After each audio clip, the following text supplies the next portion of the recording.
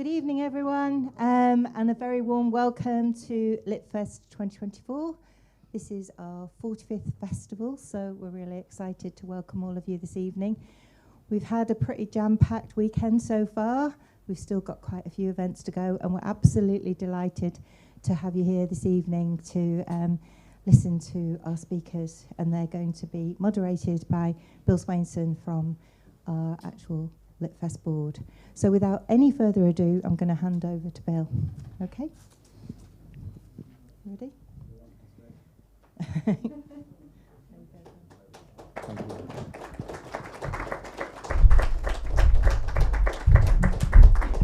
Well, good evening, everyone, and please excuse us while we arrange ourselves and do a quick bit of water distribution. So, Shane, you are in charge of the water. So send the glasses down, and then we can clean water. Yes.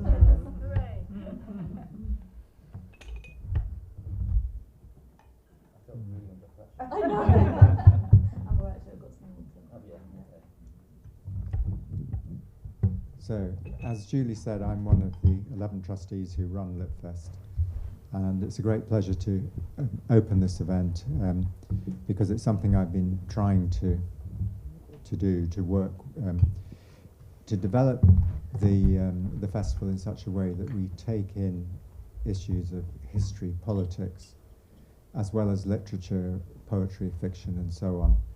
And the environment and our place and impact on the environment is, as we know from climate change, is the most important issue of the moment, because what we do affects the entire planet, and what happens on the entire planet affects us. There is no escape from the interconnectivity of everything.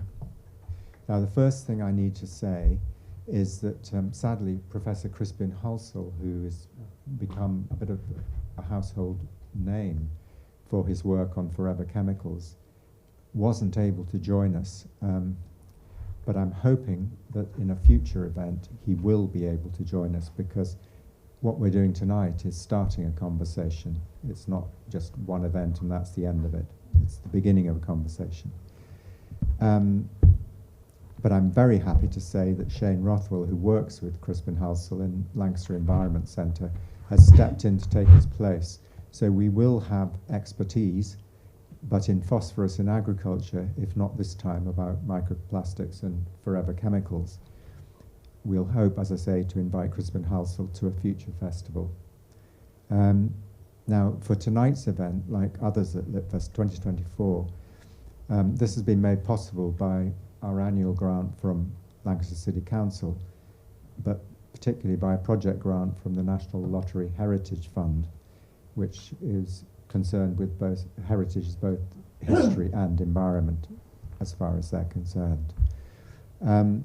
Litfest has in recent years been moving towards a year-round programme of events, co-creation projects like the History's Digital Poetry Map, which you'll find if you go on our website, but also activities and workshops, and working with an ever-increasing number of partners, from the Sewing Cafe Lancaster, whose beautiful Claver Hill banner you can see in our three-strand exhibition in the gallery upstairs. It will be, I'm afraid, closed by the time we finish, but come back, and because the work in it, James Fox's textiles, the Lancaster Black History Group's Connected Histories panels, and the Wildlife and Landscape Photography exhibition are, really make a really interesting exhibition.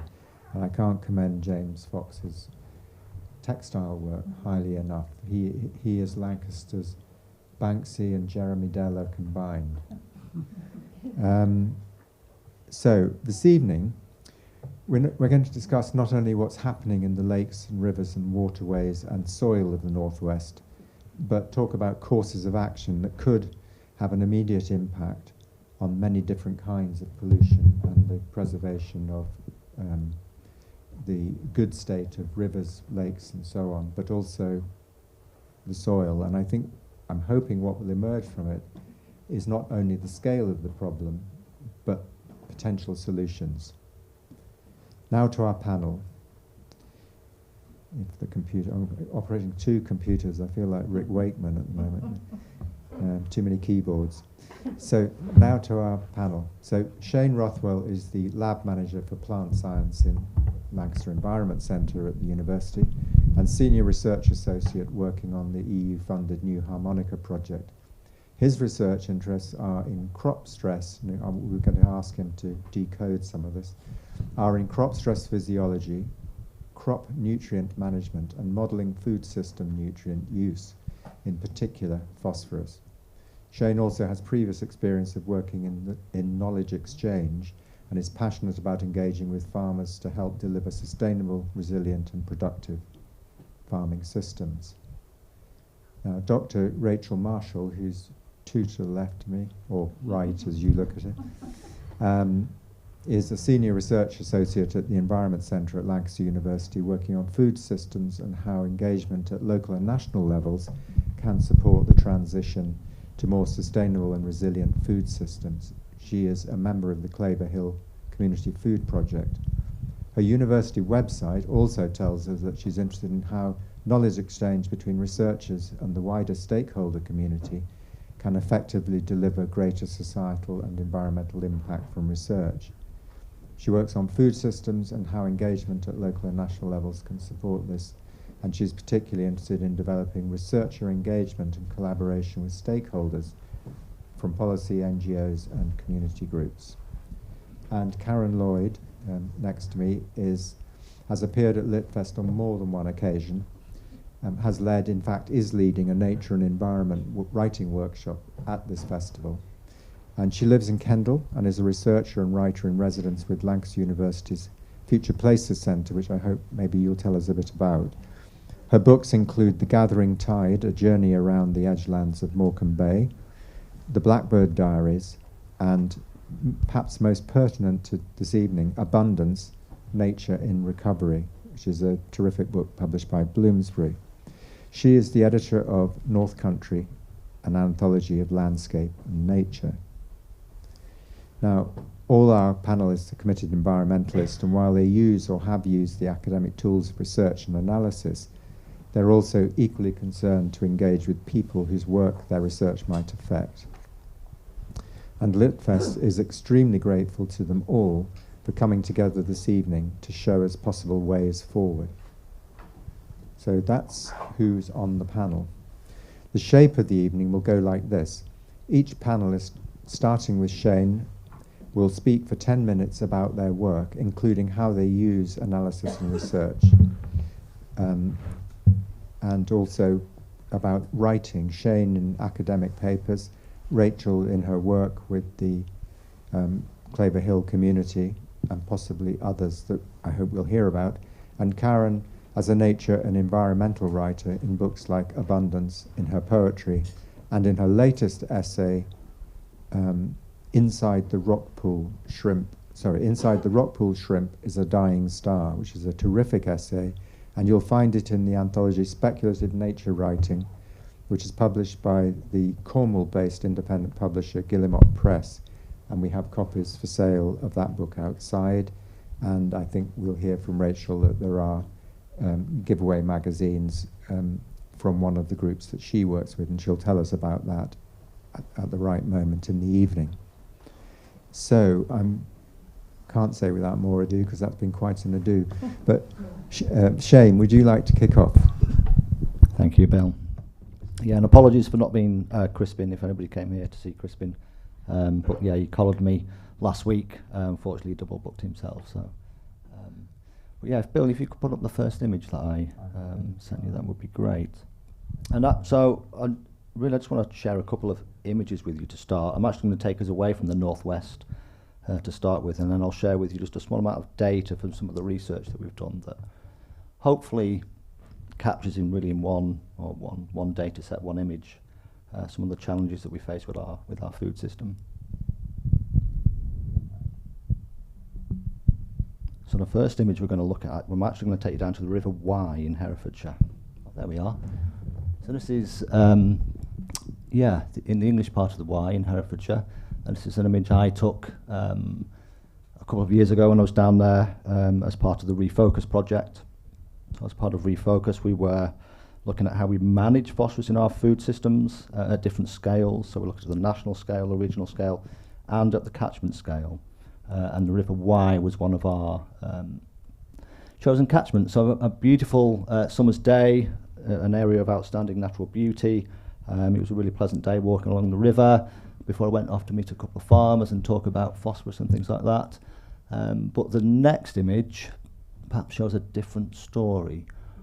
This is the River Wye. It was a very famous photograph. This was 2020. And this is an algal bloom that stretched for over 100 miles on the River Wye.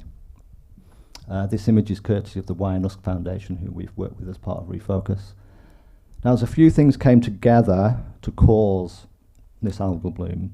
Very, very low flow in the river, particularly prolonged high temperatures, but also phosphorus.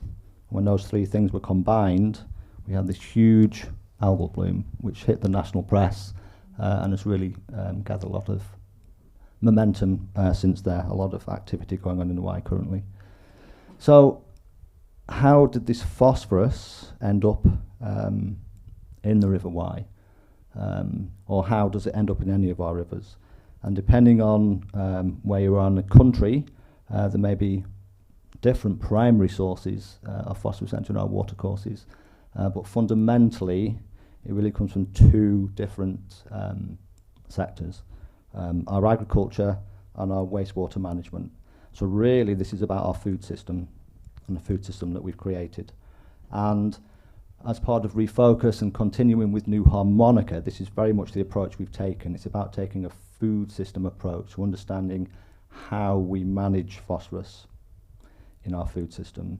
So why is phosphorus there in the first place? Well, phosphorus is absolutely fundamental to life. It's part of our DNA and RNA. It's part of our cell walls. It's part of our bones. So without phosphorus, there would be no biology. We wouldn't be alive. It is actually also pretty essential for crop production. If we don't have enough phosphorus in the soil, we can't produce the crops that we need to feed ourselves. But as we quite often find, we end up with too much phosphorus in our soils. And we really frame this around the idea of pressure. So about the phosphorus pressure on our landscapes at different scales. So in the River Wye catchment, we know there is a huge amount of phosphorus there, particularly coming from agriculture, that's creating pressure on that landscape. And if we go to the next slide, Bill. So this is actually some data. We're now actually, we're coming out of the catchment scale and we're actually looking here at the regional scale. So this is Great Britain broken down into different regions. So we've got Scotland, we've got Wales, and then we've got England broken up down into the different regions. And just to briefly explain what we're looking at, on the vertical axis or the y-axis, we're looking at actually the amount of phosphorus that's going into our rivers in those regions. And on the bottom axis, the left-hand side one, this is really the agricultural pressure. What we're looking at there is what we call the agricultural surplus. So agriculture, as I say, generally requires phosphorus inputs, and it goes into our soil surfaces generally as fertilizers or manures. It gets taken up by the plants and the crops and taken away from the soil. The balance between those, so if you're putting in more phosphorus than has actually been taken off, you're in phosphorus surplus. And actually you can quite clearly see in that figure, as the phosphorus surplus goes up, you're more likely to see phosphorus in the rivers. So agricultural management of phosphorus is absolutely critical. And interestingly, that yellow triangle in the top right, that is the northwest. That's where we are here. So we can really start to pick out a little bit more detail from this as well. So I talked about phosphorus input, so I talked about fertilizer and manure as our main inputs. Actually, that yellow triangle at the top, that is mostly phosphorus from manure. There's not very much fertilizer used in the northwest, it's mostly slurry input. If you look at the little brown triangle that's also quite high up, that's the West Midlands where Herefordshire sits in. Lots of poultry manure. So where we have lots of manure in our system, generally there's more going into our or onto our soil surface than has been taken off in our crops and leading to this surplus. And if you have this surplus, you are more likely to have phosphates getting into your watercourses. So that's really about asking questions about how do we farm, how do we manage phosphorus in our farming systems, in particular livestock and livestock manures. That's what's driving our surplus and most of our water quality issues. I mean, interestingly, in the bottom left, the red circle, that's the eastern region, where we have we have a lot of arable agriculture, and there's very little manure input, and it's mostly fertilizer input, and it's actually slightly in phosphorus drawdown. There's actually slightly more phosphorus coming off in the crops than is going in, and much lower impact on water quality. Then if we look at the right-hand figure, that's the human pee pressure. That's basically us as a population, the food we're consuming, and then the phosphorus that we're excreting. And again, unfortunately, the little yellow triangle at the top right, that's the northwest. So really, this is about how we manage phosphorus in our wastewater treatment works. Interestingly, the purpley coloured triangle on the right-hand side, that's the southeast, that actually covers the London area. So there's a huge population, and there's a huge human pee pressure, but actually there's really big wastewater treatment works with the latest pee stripping technologies. So actually that's demonstrating that if you have a lot of phosphorus pressure from humans, if you can deal with it, the technologies are there, so we can actually cope with it. The big challenge actually, or the big challenge that the wastewater companies are facing, and particularly in the northwest, is actually the smaller wastewater treatment works. So the small wastewater treatment works that are only serving a few hundred people, apparently it's not economically viable to install the latest pee stripping technologies. So really, again, it's a food system challenge. It's how do we manage phosphorus in our agriculture, and also how do we manage phosphorus from our own consumption as waste. And really, I think the human pee pressure is purely about investment. We know our wastewater treatment companies know how to manage phosphorus. They know how to strip it. It's purely about investment. For agriculture, it's thinking differently about how we manage phosphorus in our landscapes and in our farming systems, particularly around livestock and manures. And I'll finish there. Thank you, Bill. Thank you very much. And I'm going to follow up with a quick question just to make sure I've understood what's going on here. So the excess of phosphorus going into the rivers, for example, from slurry, which could be from cattle slurry or it could be chicken slurry, that's putting more phosphorus into the system than it can cope with, or is taken off by crops. So what happens when that phosphorus gets into the water? Yeah, well, basically the algal bloom.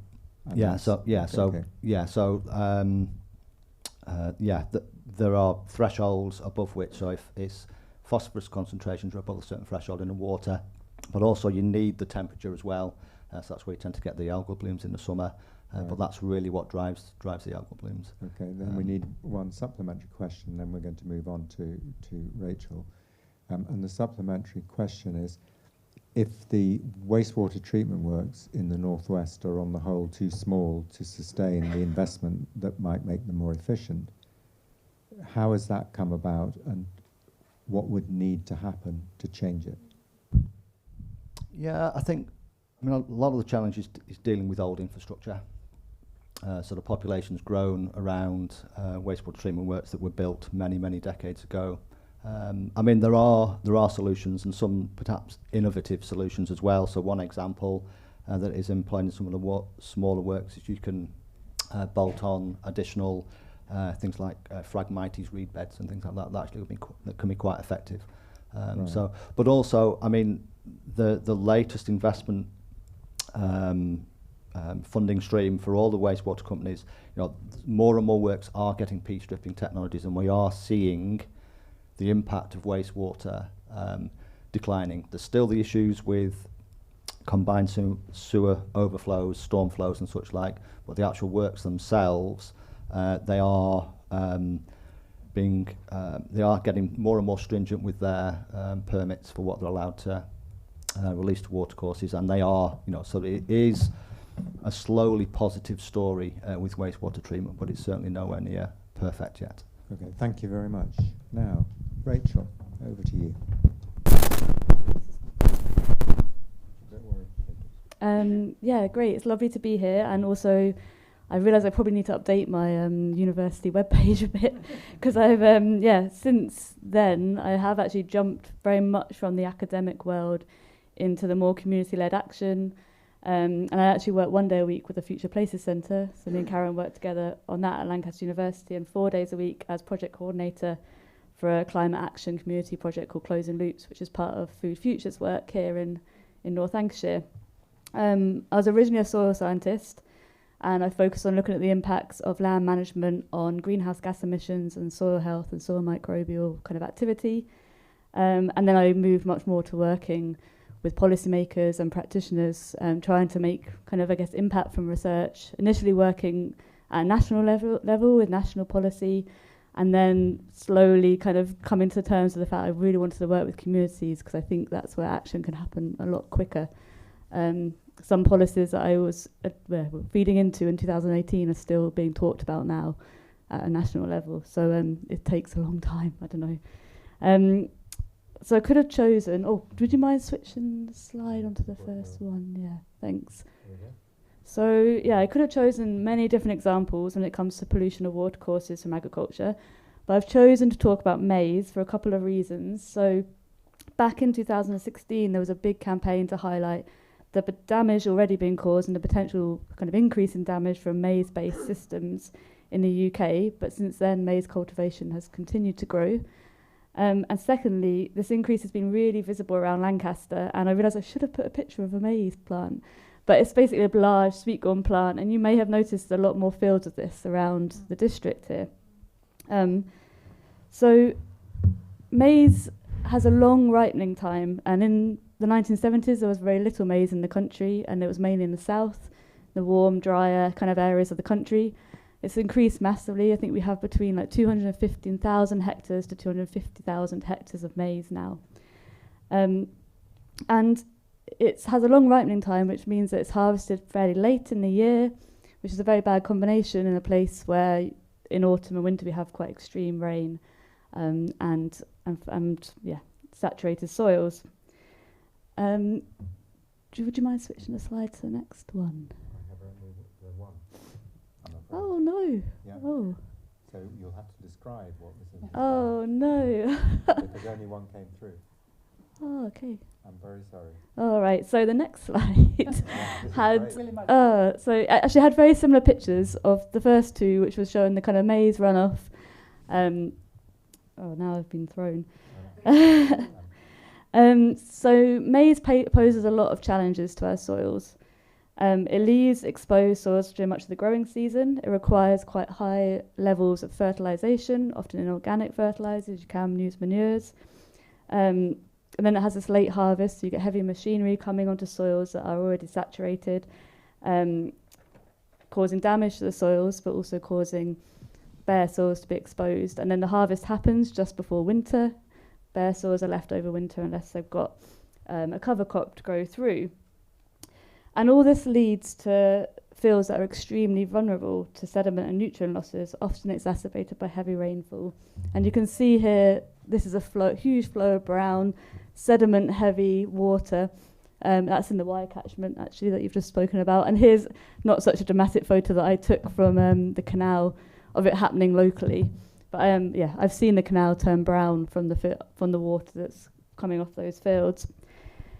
And this represents a valuable loss of valuable soil, nutrients and carbon, and that often ends up flowing into the watercourses. And then, as Shane mentioned, this results in nutrient pollution, both into the water that it flows into, but then this water, obviously around here, it flows out into Morecambe Bay. That has a very vulnerable marine ecosystem that's very vulnerable to nutrient pollution. But I think it's interesting to take a step back out and look at why maize production is expanding in the UK. So most of the maize grown here is done so for either bioenergy production or livestock feed. So if we'd had the next slide, you would have seen a load of maize being loaded into an anaerobic digester. So anaerobic digestion is used for the production of biogas. It's a replacement for fossil fuels. It's renewable energy. It's a kind of a good could potentially be a good solution. In the same way, UK maize for livestock is an attempt to reduce the reliance that we have on imported feeds from areas such as South America, which is driving huge deforestation and transfer of nutrients from that part of the world to any country that imports soy feed or maize feed. So these might seem like neat solutions to sustainability issues, but it often is causing problems because they're not looking at how it interacts with other things. And it's often many of these things are financially incentivized, which leads to kind of a lot of people jumping onto the idea, which is why you see this huge expansion around here. So taking a systems view means zooming out and understanding why we're seeing the problems and patterns that are emerging. So for food, it means talking about what we eat, why do we grow so much food to feed to animals rather than people, what we waste, what we incentivize, who is winning from what we're incentivizing, what is marketed and advertised to us, how have we created a societal system that leaves people with little time or money to access the food they need, and more. So it's complicated and it's personal. There are many different visions and ideas for how the food system can change, and we need lots of diverse approaches, we need lots of voices shaping that. And some might be technological, but others will be societal and economic. And at the centre of the solutions, we need to focus on planetary health, people's health, rather than corporate profit and extraction. And I'm sorry we haven't got one of the slides, because I tried to give a few different examples, but taking a systems view kind of means, there's lots of different ways, and I think what I've found I've been particularly inspired by through this journey is this idea of agroecology. So this is a political movement, but it's also a diverse set of farming practices which apply an understanding of how ecology works to agriculture, but it also puts food producers and food eaters, and that's all of us here in the room and everyone out there, more in control of what we produce and eat. So I had a few examples, but luckily one of the examples is here. This is Claver Hill, which Bill mentioned earlier. Claver Hill is a community food project just on the outskirts of Lancaster, up near Ridge Central High School. It's a 6-acre patch of land owned for and by the community. Anyone can be a member and contribute and benefit to growing food together. So there's lots of different projects as well on the site. Spud Club, which shares food growing, the Sea Saving Project, Natural Dyes, Tree Nursery, Preserving Group, Refugee and Asylum Seeker Food Growing Project, all in this space. And Claver Hill brings us back to this maize and water pollution thing. So it's now surrounded by fields which are used for maize cultivation. You might have noticed it if you're up there. It's always experienced issues with flooding, and water will flow straight off those fields onto the site. And back in 2020, the Lune Rivers Trust funded us to put a natural flood management and nutrient system in. And that was designed with a series of pools that slow down the water flow across the site, and reed beds that remove the nutrients and other potential pollutants before the water then flows out into a beck, and then down into the Lune, and then eventually out into the bay. And you can see that kind of, this is when it was first done, but now it's all green, but you can see it flowing into this big holding pool. So there's many different visions for our future, and many people here are actively creating it. So there's larger scale farmers who are looking to natural systems, to how to farm, how to care for their soils, and then there'll be the person that's growing food on their balcony on their flat. And we all need to get active in some way, I think, and whether it's our food choices when we're shopping or actually getting dirty and getting our hands dirty and growing food ourselves. And I just wanted to say, outside on your way in, you might have seen some magazines. So we publish for our project a community food magazine called Thrive. We publish it every 3 months, and this is because telling stories is going to be really key to creating something different and getting everyone's voices in and getting people excited about it and inspired. And it's going to be critical for shaping this future together. So pick up a copy of Thrive on your way out if you want to, and everyone's free to share their own stories of change. And I wanted to finish with this quote by Lucille Clifton, because I think it's really important, and it just captures why story and imagination is key. She says, "We cannot create what we can't imagine." And I think that's really critical to this. You've got your own. Well, before we hand over, just one question, when we'll come to others when we do the Q&A. But it seems, okay. I was in Costa Rica last summer, English summer, what they call the green season. And we saw acre after acre, hectare after hectare, palm oil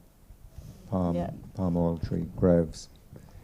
Now you can understand, even if you dislike it and think it's wrong and dangerous, which I think it is, you can understand economically why it's done, because there is a clear economic benefit from it. But what you've been saying about maize, it seems you can see why you might do it, but it also, the disadvantages that the climate isn't right for maize, the damage as a result is horrendous, and the surplus value element must be very tiny. So what do you think is going on there?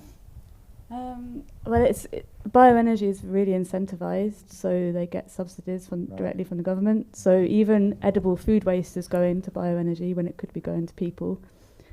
And maize is being grown so that you can grow cows inside 1,000, 2,000 cow dairies. It's hugely incentivized because that helps produce, I guess, cheap food, which actually also has very high profits margins. Thank you for that clarification. So, Karen, over to you. We've got some slides, Bill. Yeah. So I'm going to take you on a deep dive into microplastics in marine organisms, which is really my deep dive. This is me hanging out with ecologists from Lancaster Centre for Ecology and Hydrology. We've got Stephen Thackeray here at Greenodd. I'll tell you about the journey. And then Dan Harvey, who is a master's student, and Heidrun Voigt-Meyer, if I've pronounced that correctly. And they invited me to go and tag along on a research trip for Dan's MA. So we started out at Greenodd in the upper reaches of Morecambe Bay, and that's Stephen dipping the net and then seeing what we got. And I was really sort of fascinated by this rigmarole. There was the yellow plastic tray which we kind of peered into and looked at what we caught. So if you go on to the next, and a lot of what we saw were these tiny marine animals, the Palemon elegans, I think, which is the rockpool shrimp, which is common in Morecambe Bay. So we were I was learning as I was going along, and these are species that I'm not familiar with by any stretch of the imagination. All I knew was that there was something called a Morecambe Bay shrimp, which came in pots and was sold in pubs quite often. But anyway,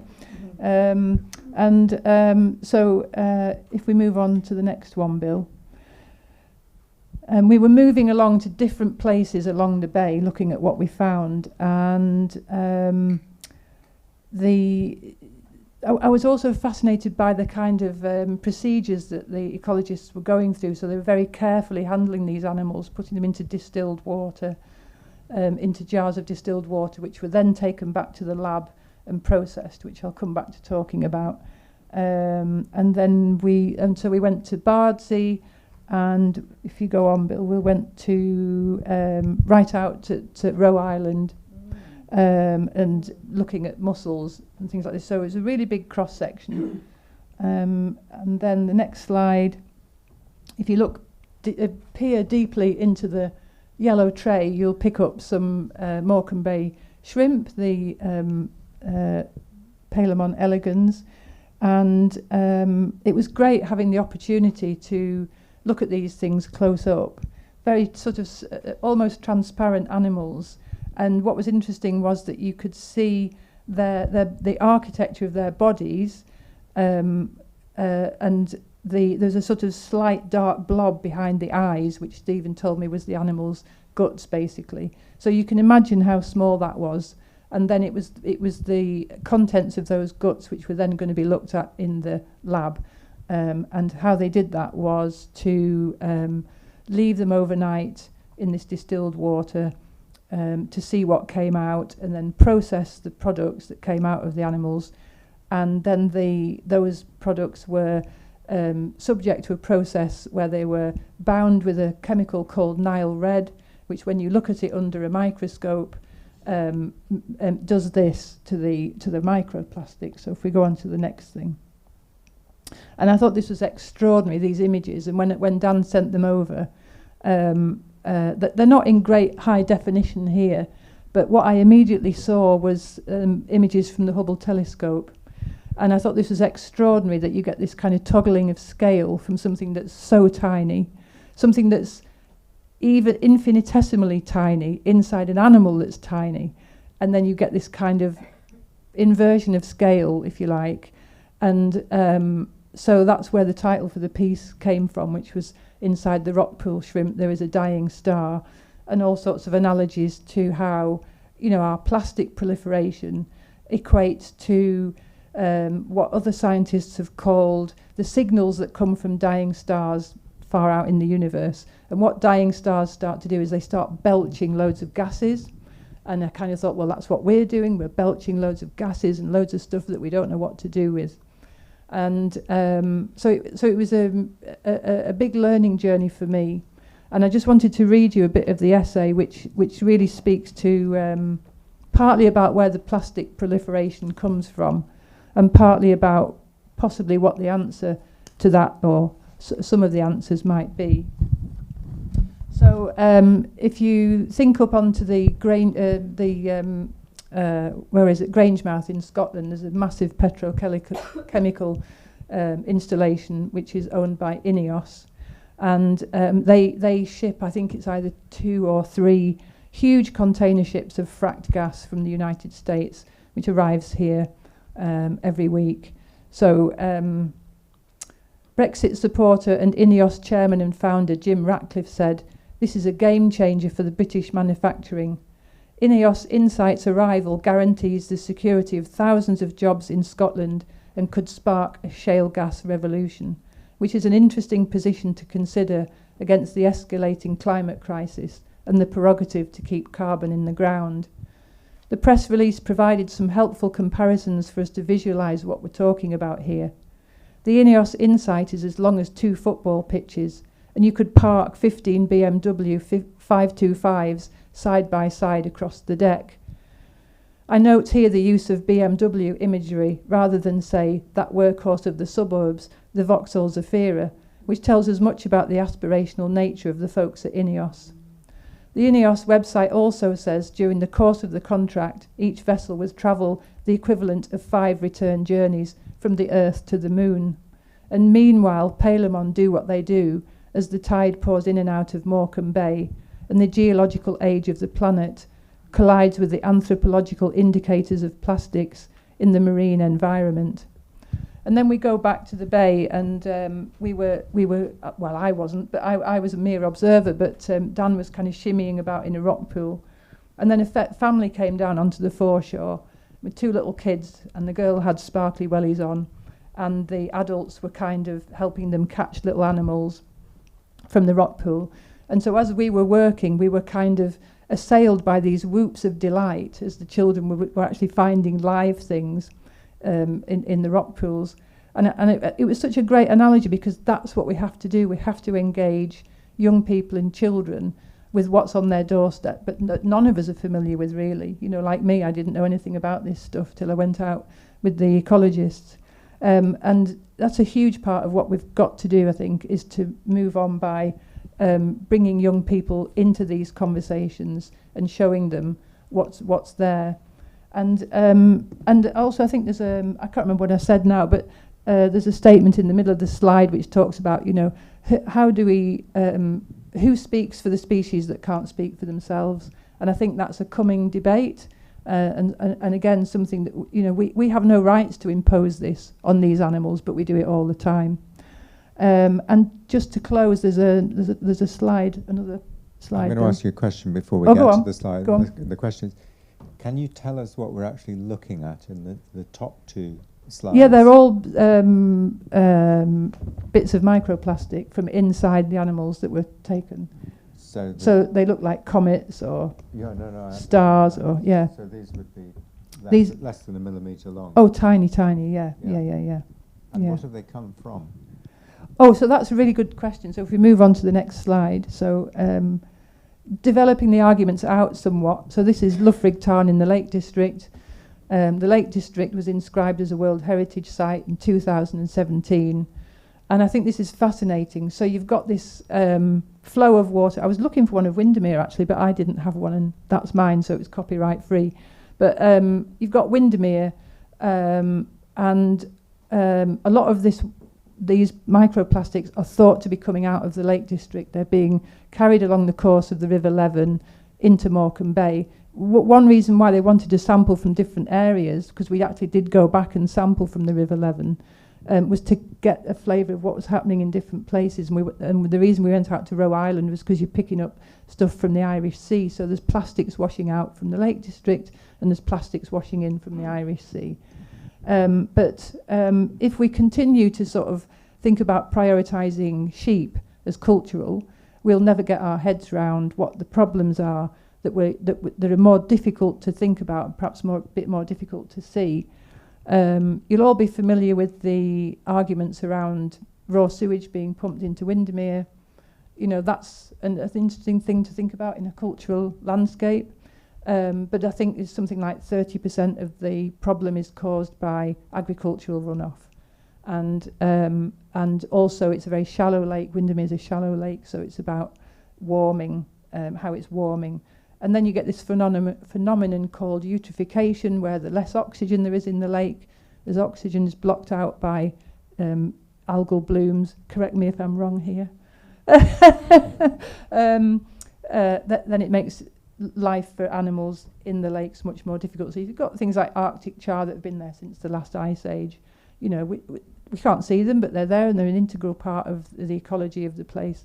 And we should be thinking about their needs as well as our need for plastic. And I wanted to finish by just saying that after lockdown, you know, I don't know if you saw this incredible phenomenon of people just having picnics and parties and then walking away, just leaving everything. Like I think I wrote in the essay, like there's little elves that run down from the fells at night and clean it all away for them, you know. And but I went out, I bought myself a kayak, and I went out and I kayaked around all the islands in Windermere, and I came back with bags and bags and bags of plastic.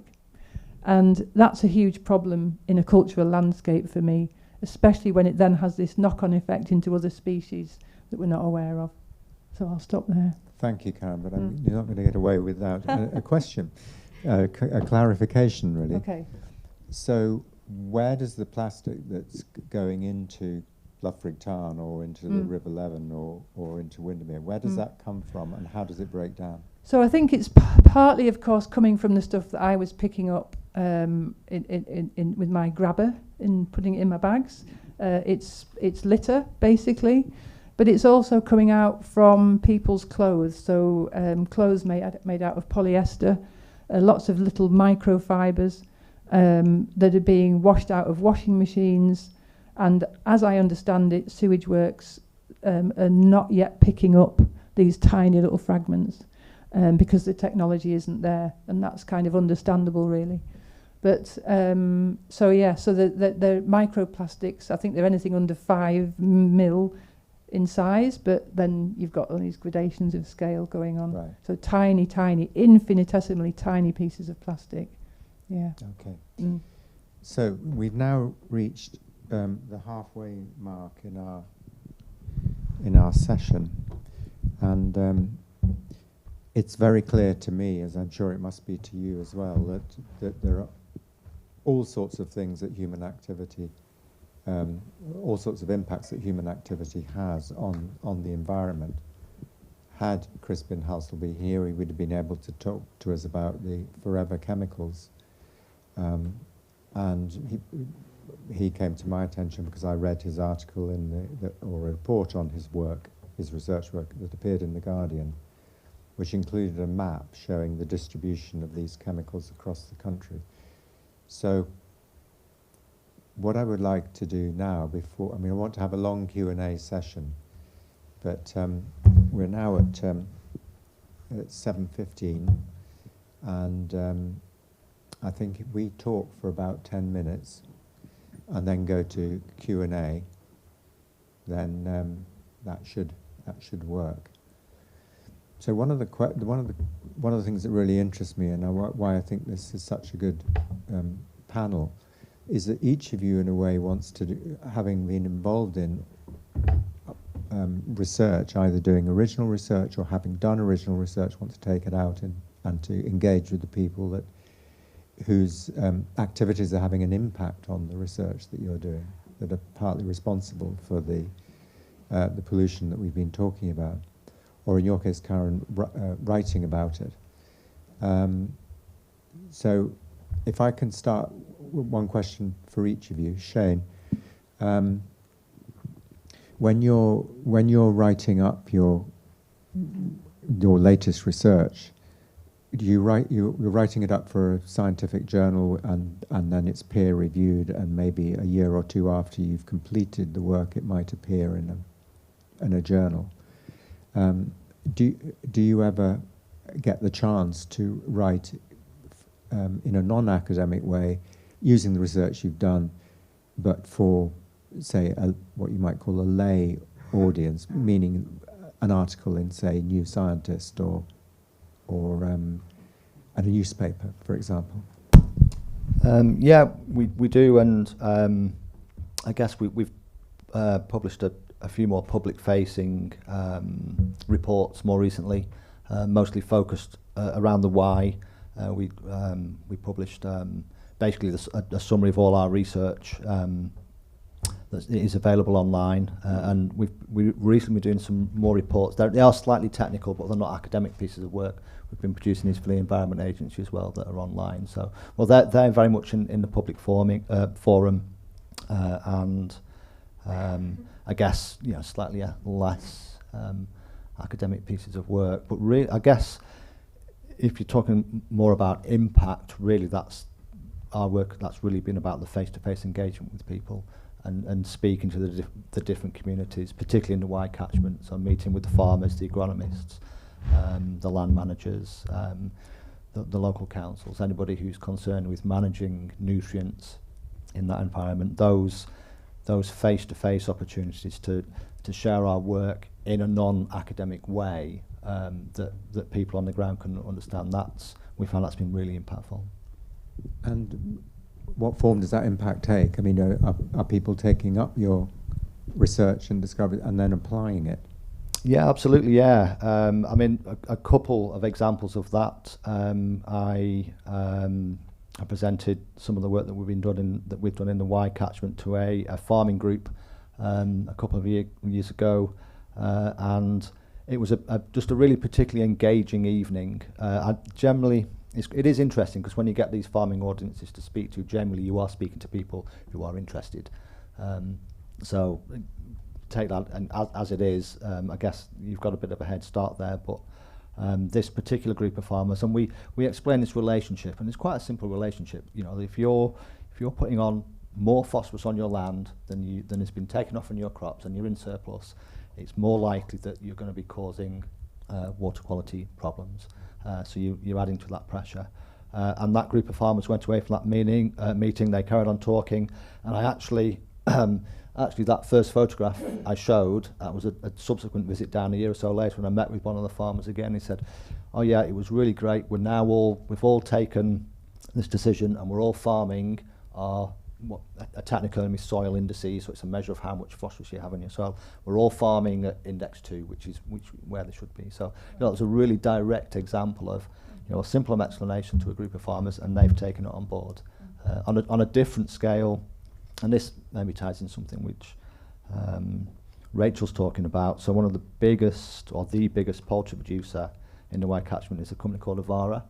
And they were at one of the meetings that we presented, and really we were presenting the food system work. So this is the food system in the catchment.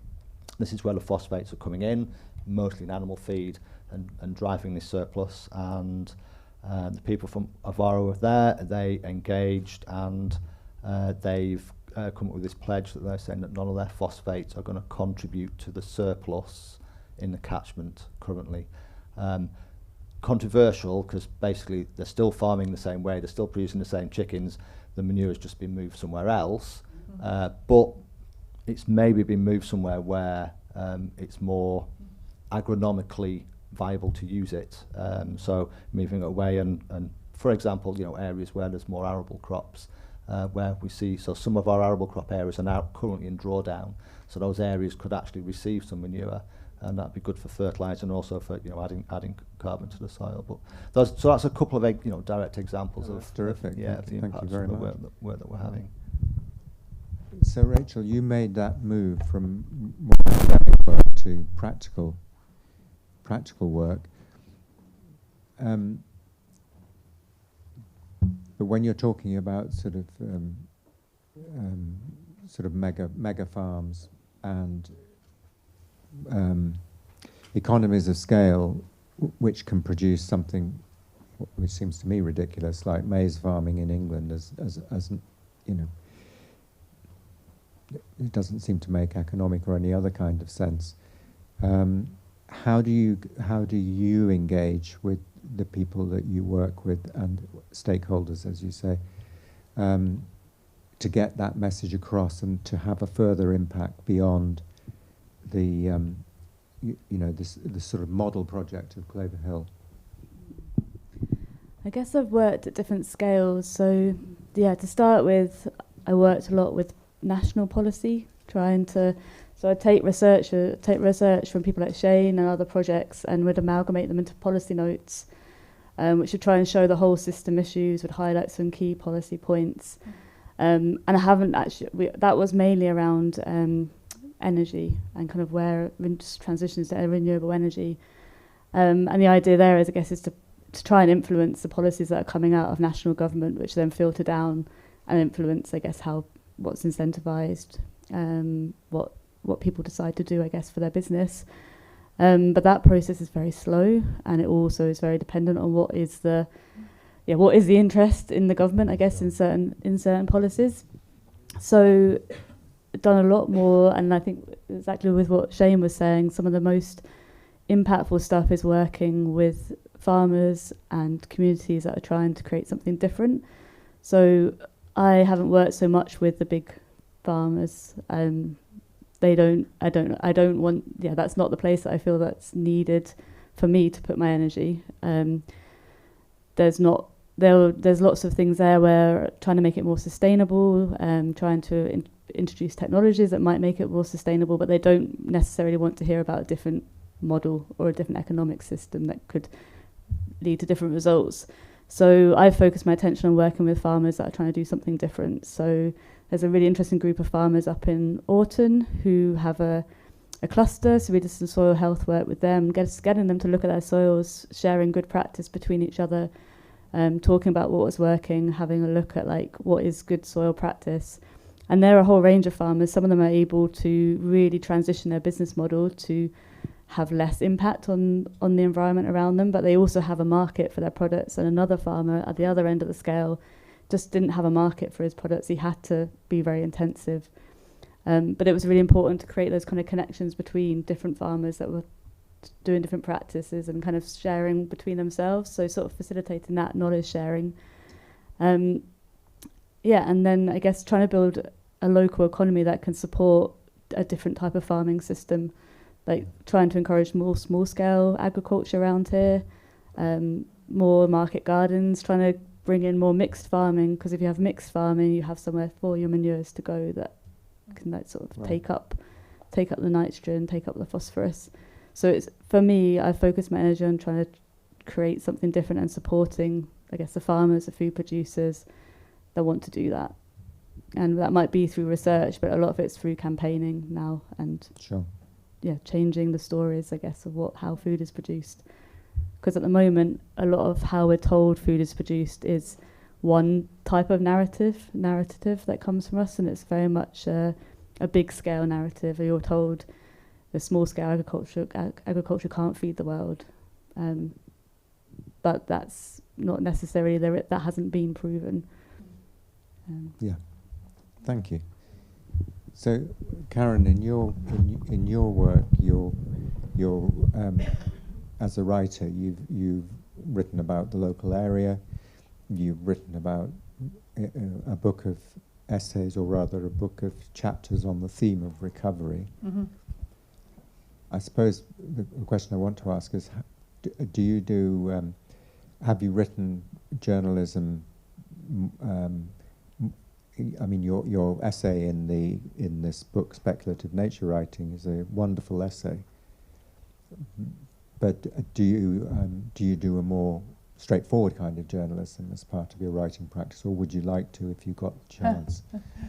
I've written for magazines like BBC Wildlife and Country Vale magazines, and it is something that's on my mind. But at the moment, I'm kind of more interested in exploring it through the essay form and seeing what you can do with that.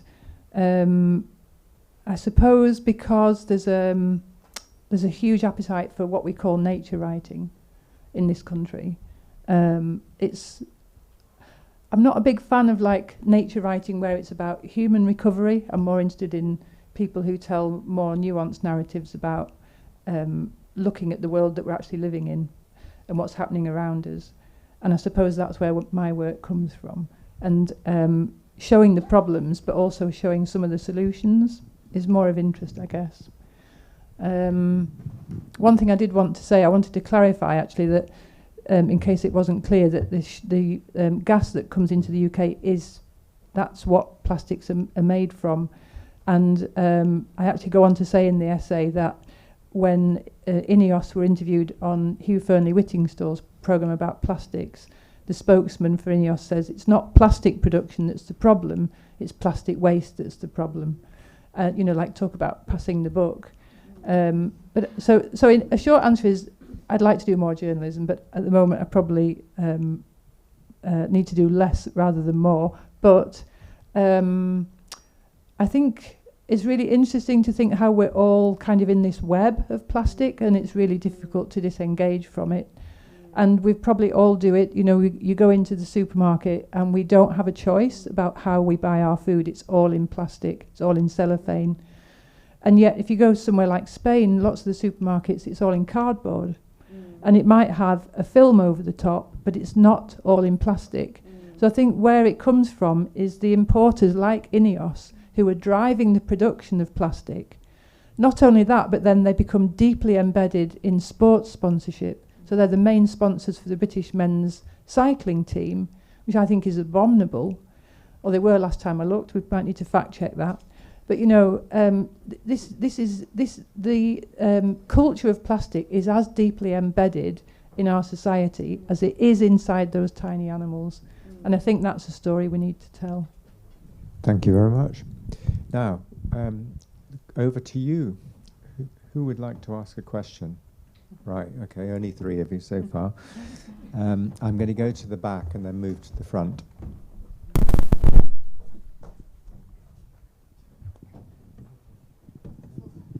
That was fascinating, and thank you very much. I wonder, though, if you could stand back and relate your research a bit more to the wider political framework. The mainstream press conveys a picture of the Environment Agency, which I don't think has been mentioned, as getting left behind and becoming very ineffective with too few staff and too little money. If it had more staff and more money, would it actually have the powers to be more effective? I wonder if you could please relate your very detailed knowledge to the wider picture. Yeah, so particularly from a farming perspective, the EA are chronically underfunded. So inspecting farms and making sure that there is compliance on farms with regard to nutrient management on farms, it's not effective enough. The power is there, so there are the mechanisms to enforce. So there are standards and approaches that should be taken on farm, but there just isn't the staff on the ground to enforce it. That's my take of it. And actually, as part of our new project, New Harmonica, this is something we're actually just starting to look at. And we've actually been doing quite extensive interviews in the Y catchment and other catchments, but the Y catchment, and really trying to get an understanding of the stewardship of nutrients in the catchment and who has the responsibility, the authority, the power to make sure that there is correct stewardship. But our initial findings are that although theoretically the mechanisms are there just isn't the ability to enforce them correctly. I think just following on from that, it also comes down to this kind of shared responsibility and shared citizenship. So that's what's very interesting about the cluster of farmers I've worked with, is because they all share a space and a landscape, they are starting to talk to each other about bad practice or practice they might have seen. So there's also that, like, is kind of keeping a check on each other and talking to each other. I know me and Shane had an interesting conversation about the maize, and I said, oh, I've seen lots along the canal, what should I do? And he said, well, you should just report it to the EA. So there is also that. I think, like, we're also eyes and for what's happening and can be part of that. Can we widen it to the water industry as well for a minute? Because there's this kind of chain of command.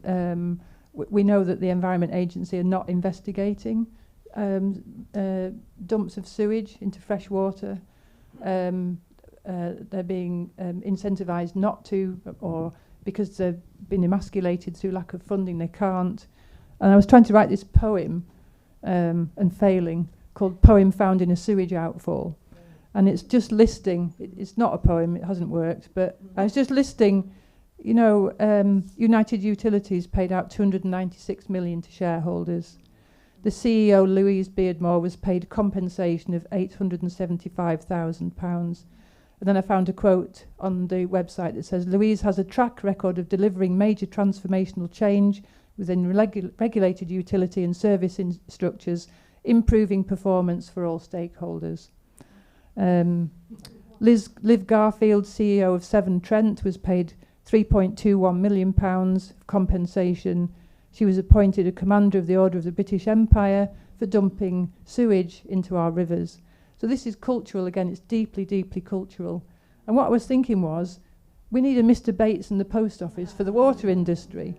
We need, because it's telling stories, we now know through that, that's where the power comes from, that's where agency comes from, that's what drives change. So we got that evil woman to hand her CBE back because of the pressure of that programme. So if there's any filmmakers out there, I'm really happy to talk to you about this. But I think that's really key as well, because although we can talk about individual farmers, it's really important to realise that they're in a big system, and it's that all the stuff you've identified there. There's some massive profits being made in both the food, the energy, the water industries. Yeah. It's not really the individual farmers or even people managing the water treatment plants. Probably, it's that profit that's all the value is being extracted from our environment and is going elsewhere. Yeah.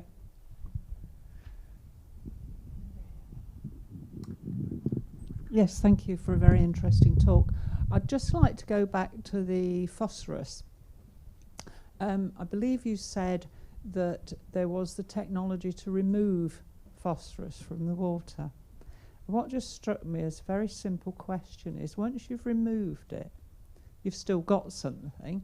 So what happens to this? Is it just a case of putting it somewhere else, or is it used usefully in some way? Yeah, that's a really good question. And actually, most of the phosphorus that is captured goes into what are known as biosolids that are composted or processed somehow, that actually most of it goes back onto our agricultural land as a fertilizer. So, I mean, it is interesting, and it's because I'm interested in phosphorus chemistry as well, and those technologies generally about precipitating out those phosphates with iron and aluminium, and actually they're not very available, what we call bioavailable to crop. So we're capturing it's going onto our agricultural land, but it actually, from a phosphorus fertilizer perspective, it's not actually not that helpful. But generally, I mean, other places, I mean, in Northern Ireland, for example, they just do not have the land capacity to do that, so literally all their biosolids are incinerated. There's 2 huge incinerators in Belfast, and literally everything is incinerated. But yeah, generally it's recycled back to agriculture, sometimes to municipal land, or very occasionally non-food producing land, but generally it goes back onto our agricultural land. Yes, Shane, it's also interesting to mention that phosphorus is a finite resource, that it's like there's this idea of peak oil, but it's also the idea of peak phosphorus. And I don't know enough about it anymore, but like when is peak phosphorus? Are we past it, or? No.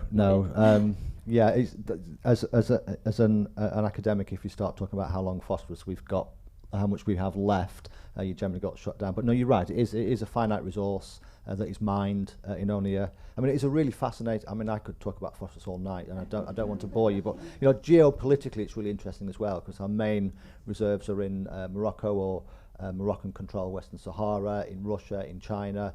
I mean, most of our phosphates for agriculture actually came from Russia, but obviously with the Ukraine crisis, that changed overnight. So it's a very politically volatile element. But yeah, there is only so much. There are new deposits being discovered. There's a massive deposit just been discovered in Norway, which for Europe is potentially a game changer, really. There are really no other significant reserves in Norway. So, but increasingly it becomes more challenging to mine as well. The reserves that are found are often contaminated with things like cadmium. So yeah, it's a very complex picture. So actually being circular, creating a circular nutrient economy, particularly for phosphorus, is really critical. We had a question down at the front, I think. Yes. Here. Can we wait for the microphone, because we want you to be recorded on the for those who are going to watch it on catch up. Absolutely fascinating. Thank you, everybody. My question was, seeing the slides where the little animals, the shrimps, were ingesting the plastic, what kind of research is being done about the effects on humans ingesting plastics, or the effect of any of these chemicals in our food consumption? Well, yes, really important question, and I wish I had the answers, but I don't. But at one point I mean, there is research going on, but at one point in the essay I wrote, wait for it, they reckon there's enough microplastics in each of us to make a credit card. So, it's not going away anytime soon. So then it's about what you want to do with that credit card, isn't it? And where you want to spend your money. But again, these are really big questions about how entangled we are with capitalism, I guess. Yeah. And then there was another one at the front here. Yep, can we go to the front here and then to the third row back? So I'm a keen kayaker. I go out kayaking weekly. I know you say it's a system-wise thing, but I've been on the Eden today. The amount of agricultural plastic which is hooked up in the trees every time you go. Yeah, silage wrap. The amount of that. Also, sorry, I've got a second question. It's to do with maize. Can you not plant forage crops underneath to stop the soil runoff? And in which case, why don't they? You can, and I think they are. I've seen a few fields with grass coming through, so I think that is the way to try and make it more sustainable. I mean, you know more about agronomy than I do about that, but so yeah, you can have a cover crop. It's how well that cover crop can do, I guess, in time with all the kind of harvesting that's going on around it. And yeah, I mean, there's absolutely loads of plastic, and it also comes from needing to taking the animals off the land, bringing them into either overwinter housing or all year round housing, means that then you have these huge cuts of grass for silage, which then are all wrapped in plastic to help it ferment, which are then feed to the cows. What can be done to stop that happening? Because you can report it, as I have done, but nothing happens. I've also seen muck spreading next to fields. I've seen spraying next to the River Loon when there was an algal bloom going on, and you feel you're impotent. You can't do anything about it. Yeah, all you can do is report it and try and. Yeah, I don't have a solution to that. the Environment Agency. But I think the scale that it's happening around here, because we have so many big, intensive dairy farms. I mean, there was a huge spillage into the canal a couple of years ago from a farm down near Garstang. It killed all the fish, otters. Like, it killed the canal for months, and then they still pump their slurry on a pipe for half a mile between two slurry tanks because they have so many cows that creates so much waste. Then there isn't space for it to go onto the land all at once, so they have to store it. So it's huge, and people have created these massive farms that we're all that people are very invested in. And I don't have a simple answer, because there is not a simple answer. I think it comes back into two different areas. One is politics and institutions, and effective institutions. That's one thing. The other is when I was publishing at Bloomsbury, I published a book by Philip Limbury called Farmageddon, and one of the points of that book was, for example, in Argentina, where soy production has increased massively, they discovered fairly swiftly that you could grow if you kept the cattle on a much smaller land area, you turn the land area you had been using to let the cattle roam into soy plantations. You could double profit. So the profit motive is going to drive that, and that, I think, is also a major problem. And we should go to the gentleman in the third row who had his hand up, and then come back to the front. Hi, thank you. I was thinking, I come from Mid Wales actually, and there's a similar problem there. I mean, obviously round the Wye and perhaps the Severn catchment, there's a lot. I mean, the Welsh government have actually subsidised and given the go-ahead to a lot of chicken farms, mass chicken farms, which are producing a lot of the problems. But I was thinking more at the other end of it. Whenever I go into Tesco's, there is a mass of these little cheapo chickens, masses and masses of them. And all they say about them is they come from Britain, But I feel like putting a thing in saying tortured in Britain, and I'm just wondering if we can somehow get to the consumer and the actual, and Tesco's, the supermarkets as well, to actually attack the issue at that end, because I think the farmers have said, well, if you want cheap chicken, which is what you do want, this is what you're going to get, so I just don't know if that would be another solution, that we could actually start not boycotting, but protesting outside Tesco's and wherever, I mean, I could come back to that in some way, which is that so I was working on a project in Shropshire a while ago, which was about curlew conservation. And curlews and other ground nesting birds have been hammered by intensive agriculture, silage cutting in particular, and because of the number of repeat cuttings and how the whole regime is managed. If we go back to kind of things like regenerative farming, where we treat the land more sympathetically, then at least some of those problems might be done away with. But what I learned when I was working on that project was that our food costs 50% of what it cost when I was a kid in the 1960s. We're obsessed with cheap food. We're not obsessed with quality, we're obsessed with cheap food. We all benefit from that, so it's kind of, again, deeply embedded that this is our right to have cheap food. But the real fact is, that the people who eat the cheapest food are the unhealthiest amongst us, and they don't have a choice about what kind of food they, 'cause I can go and buy some organic sweet potatoes, which I did today on Kendal Market, but that's my choice. Lots of people don't have that choice. So it's about how we pay farmers to do what they do, and it's about paying for what we actually want and what we need, I think. Is that a fair? Yeah, I think that's a good answer. It does come back to that thing about the whole food system. So yeah, the people eating the food are really important, and some people have the power or have the money to make choices. There's also like governmental stuff that's coming in with, like, instead of paying farmers per acreage of field, that land they farm, they're now starting to be paid for environmental kind of. So trying to incentivise that at that end as well. And then it's also what I talked about with agroecology is work and support producers that are farming, looking at how nature works, looking at trying not to damage the land. And there are plenty of people like that. And it's very interesting to read, like James Rebank's book is excellent, The English Pastoral, because it shows us what's happened to farming over the past 60 years. And he talks about people that are trying to do something different. And you've done that in one of your books as well, haven't you? Interviewed different farmers that are trying to do something different, and we have to, if you have the ability, you need to support that type of food system. I think what I just add is what I learned is that you shouldn't really point the finger at farmers, because they're just operating in a system of payments that they've been incentivized to operate in.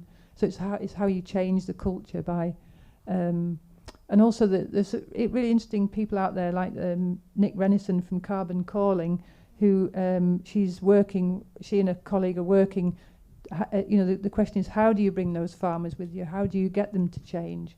So it's kind of a groundswell stuff, but let's face it, we need a bit more leadership. Thank you. Hi, thank you everyone for a really, really interesting session. I've just wondered about the Eden project. Now, I know that they are monitoring pollution in the bay, but I don't think that they're looking very much towards the rivers. Is there any chance? They would be such a good lobbying organisation if you could engage with them for a slightly wider rural area. And I just wondered whether you have got connections and what you're doing, because they're very community minded. Have you got, I mean, is this a political thing? Is this, You can answer it best. Okay, well let's start with Karen and go down the line. Just briefly, I mean, we were working with Eden a bit in the Future Places Centre until they got the funding. And then they seem to have kind of cut off a bit of contact. And we don't know, basically, what they're going to be like. I don't know that they're monitoring anything in the bay. I just don't know that. They tell me that they're monitoring pollution in the bay. And they may well be, but I think then you start to get into really big conversations about whether tourism is good and, is that really the only driver of economic benefits that we can imagine in this world? Really? So I don't know. I mean, I don't want to kind of gainsay it, but I just think we need to ask bigger questions than let's just rely on tourism for positive change. I don't think I have much more to add apart from I guess one thing that Eden have sort of instigated that now has been taken forward is the Morecambe Bay curriculum, which is this idea of well, and I don't know if Eden's been very involved with it, but I know that a group of schools have really wanted to see it happen, and that it's been very slow progress. But the idea is, I guess, that young people get to learn skills around actual life skills with how to interact with the environment, how to care for the environment, how to learn from the environment. I don't really know what's been happening with the wider project. I know with Food Futures, we have a food growing project called Where the Wildings Are, which has been working with the schools that were interested in bringing food growing spaces into the schools. Eden have been a bit hit. They come and they go, and no one really knows what they're actually up to. But I was just thinking that they have got, they could maybe be a vehicle for lobbying the government, because they've got more resources and a louder mouth, and We'll have to wait and see. Yeah. Shane, would you like to comment? Yeah, I've had no engagement with the Eden project, but I mean it's an interesting point about lobbying the government. So we submitted evidence. I can't remember it was a couple of years ago now, but we submitted evidence to the Houses of Parliament on a water quality report that was happening. And it went through the Houses of Parliament. There was obviously ourselves and many other people had contributed to it, and it was just amazing how watered down it became when it came out the other end. So you can suggest quite positive change and think quite radically about how our food systems might look differently, but it would appear that at the moment with this particular government there is no appetite for that. Yeah, hopefully. Okay. Other questions? Yep. Thank you. I have a sort of set of questions. Could you choose the one that you think is most important? No, and they are related, so I hope it won't be long. Just to clarify, what are the things that we need to topple in those structural spaces? I'm very uncomfortable with the idea about the pressure being put on to consumers. We have movements in ethical consumerism. We have movements in that. What's not happening are those incentives. So I'm asking, I guess, what are those structural things that can topple that might be in something like the externalities of shareholder reporting for INEOS? So what's happening in green finance? What's happening in different kinds of spaces of incentivization? And also, what other stories do we need to tell? We've been telling these stories a long time. What needs to change around them? Thank you. I hope that was okay. No, it's fine. It was one question, so that's good. Shane, would you like to start, and then we'll come back down the line? Oh, crikey. Yeah, I'm not sure how to respond to that, but I think, food production in particular and our methods of food production are very culturally ingrained, and to speak to those audiences and recommend radical change to those systems is quite an interesting place to be, and it's not necessarily very well received. I think we've done quite a lot of work in Northern Ireland, and I think it's fascinating there because it's a very strong story in Northern Ireland with regard to phosphorus. They know what the challenge is, but their intensive dairy production is so culturally embedded and perceived to be so important to them, they are not willing to change that system. So that's a deeply ingrained belief in what how their landscape should be used.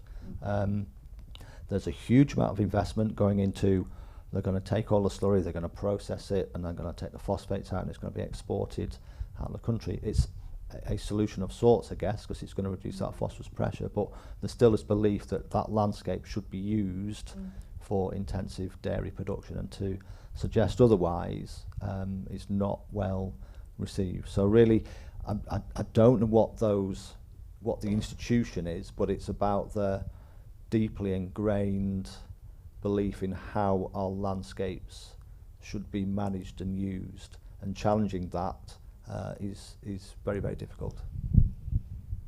Full disclosure, I should explain that I've worked on both sides of that in terms of supporting it, and also working with people from Carbon Calling and others who are also looking to examples where we can learn, for example, from Sub-Saharan Africa, which is doing exactly that.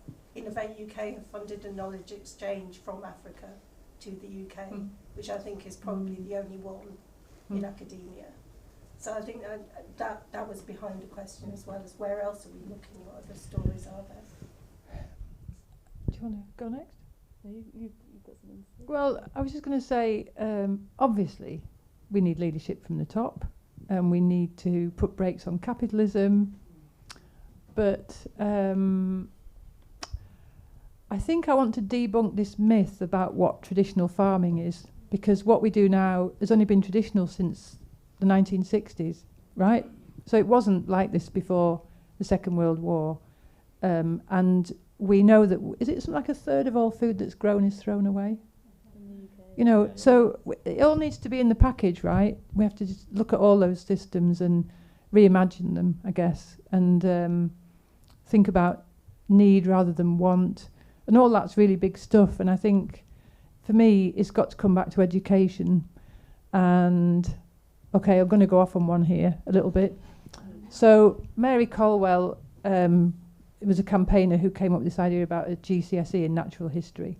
And that's great, and that's kind of applaudable.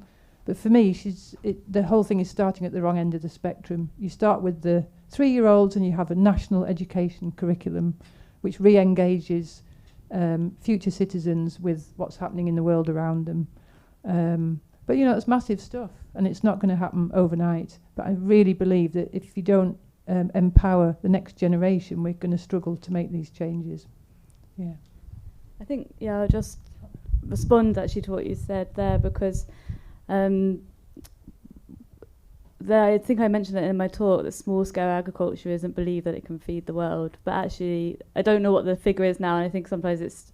But actually, a lot of people in the world survive on small-scale agriculture, where they have control over the land and the food that they are producing. And the whole movement of agroecology and food sovereignty is all about sharing across the world these different types of ways of producing food and having access and control over how we decide how we want to get our food. Whether it is like you want to be a member of Claver Hill, which gives you most of your fruit and vegetables, or like 2/3 of the year round, or whether it's you have other ways of accessing food for the economic system. But there just needs to be lots of diversity, and we just have we've had a monoculture for the past 40 years, and now we're trying desperately to create something that's more diverse. Thank you. Now, I think we've got time for one last question, and there's a gentleman at the back, if you can reach that way. Yeah. Thank you.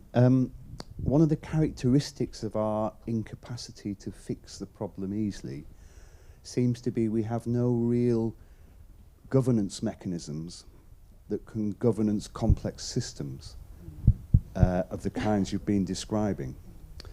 And, you know, one of the characteristics in a lot of the responses you've given about suggestions of how we could improve things have always referred to decisions that are elsewhere. Things, control, power, authority, the ability to influence those systems, to manage or control them, is not at the level at which the pollution, for instance, in water is being experienced. And I just wonder if you have any thoughts about whether we could think of something like a water commissioner at a local authority level who had new powers to manage that whole system by publishing the data about where the pollution was, where it was coming from, what action needed to be taken by whom to fix it, and then coming back next year to say what action was taken on those recommendations. You know, we just haven't, we seem to be trying to fix the problem at the wrong level because we haven't got these governance systems in place. Karen? Well, just in brief, yes, absolutely. But I think we need to be aware of lobbying and what that would do to dilute, pardon the pun, you know, that. But I think it's a really great idea. But I suppose also you'd then have to have a functioning environment agency that had the capacity to be controlling what was happening around it, because at the moment they just keep paying the fines, don't they? So I think it's a laudable ambition. Maybe you should just write to Keir Starmer and suggest it. Well, you might be able to answer. I probably was going to ask you a question anyway, but there has been some trial approaches of this, of like catchment-based solutions. I can't remember is that exactly what it's called, but like looking, rather than making kind of decisions at just a generic border that we put around stuff, actually the catchment is the thing that connects people, whether it's the farmers, the people that live in it, the policymakers. And I can't remember what it's called, but there was various ones of these set up around the country where they brought together like cross-sector policymakers, farmers, all of those people to try and do that type of local governance. But I don't know how it's worked out, and maybe Shane, you know more. I mean, it's a really, really fascinating question, and it's something we are trying to unpick at the moment. And the River Wye, in particular, is a fascinating case study for this. There are numerous groups, boards, collectives of people who all want to solve the phosphorus problem in the Wye. There's lots of talking. There's one in particular, the Nutrient Management Board, that's facilitated by Herefordshire Council, and they all are very good at talking about the problem and going round in circles, but actually there's no concrete action that comes out of them. And what we're trying to do is actually understand why that is. Why is there no action that comes out of these? I think the scale's correct, and I think the hydrological boundary of a catchment, as Rachel described, is perhaps the best scale to challenge these problems. But when we speak to the people who are on these boards, there's lots of distrust. There's lots of people who have their own industry at heart, and really they don't go anywhere. I mean, we are in the process of trying to come up with some real clear recommendations, and that's really, it centres around developing trust. So some people who have the authority, and there are the mechanisms there. So in theory, the mechanisms and the authority should be there. It's just not effectively implemented at the moment. So how do we get a group of people together who have, so this is the Environment Agency, it is Natural England, and the other appropriate agencies, but how do we get those people together and not just go around in circles and talk? And it's about trust, but also it's about actually having somebody who's got the authority, but who's not necessarily personally invested, or from one industry. So there needs to be an independency there as well. And maybe going forward, maybe the why could be a good demonstration for this perhaps being effective, because certainly to know it hasn't been. But yeah, we're putting forward some recommendations, and there are a lot of there are people who want to solve the problem. There's not a lack of appetite. So yeah, but it's about building trust in the right people, and then facilitating the people who have the authority to make sure that the appropriate actions can be implemented. But it's a fascinating study in people and food systems. Thank you very much, and that brings us to the end, at a place where I think it sounds very much like we should reconvene, possibly in a slightly changed format, but we should revisit some of these issues in a year's time and the year after that, because things will change, I hope, and all of us are engaged in one way or another, and I hope will help to bring about that change. But right now, I'd like to hand back to our chair, Julie Bell, to thank everyone who's taken part. Thank you. Can we just put our hands together, please, for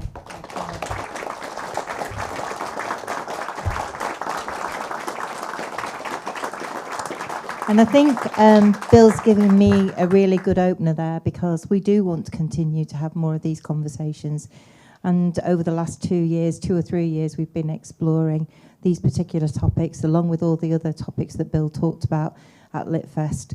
But to do that, we really need your support, and you know where this is coming from. This has been, a free entry, but we are asking anybody that can to pay the £5 fee that we would be for the ticket. We want as many people to hear the sorts of conversations that we've had tonight.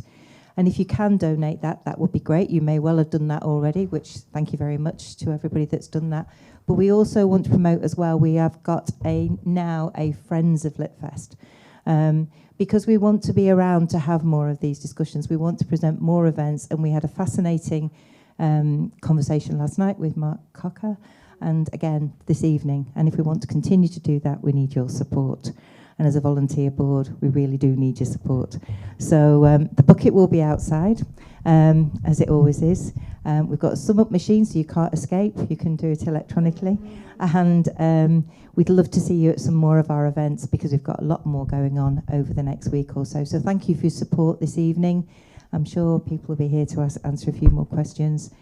And we've also got the book for sale as well. So if you want to buy, Karen's one of the essays in this particular book. Okay, thank you so much for your support though this evening. Good night.